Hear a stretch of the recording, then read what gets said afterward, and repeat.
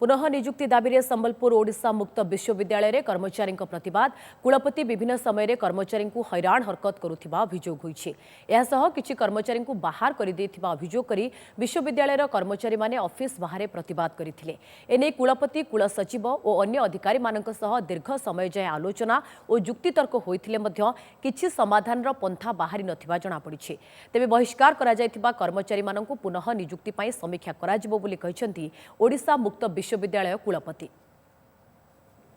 University प्रति थरे भी जिनस चिंता कलेनी जे लोकों को खाली काढ़ी देला परे तापरे नुआ लोकटे आसीबो नुआ लोक को नुआ काम सिखेइबा पई और सब जिनस दायित्व देबा पई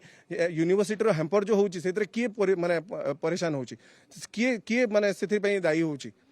पिला माने सफर करूचंती एग्जामिनेशन ठीक टाइम रे ही पारुनी ये ही पारुनी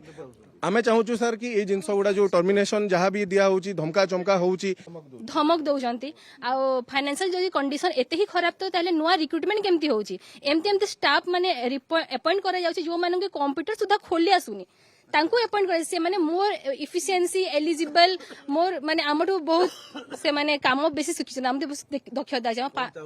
5 वर्ष काम कला परे भी हमरो माने से माने काम प्रति सैटिस्फैक्शन तांकर नाही चाकरीटा हमको रखा जमती मन इच्छा जेते बेले मन कला टर्मिनेशन धरे दियंतु न रात राती मो तांकर एलिगेशन बोली तो मु कहिबि नै जदी के ग्रीवेंस अछि हमें जो जोटा मो नजर को आसीछि हम ताको समाधान करिछु एवं आज भी मध्य फर्दर डिस्कशन आम करूँ जदि किसी ग्रीवेंसेस रहिबो आमे समाधान करूँ।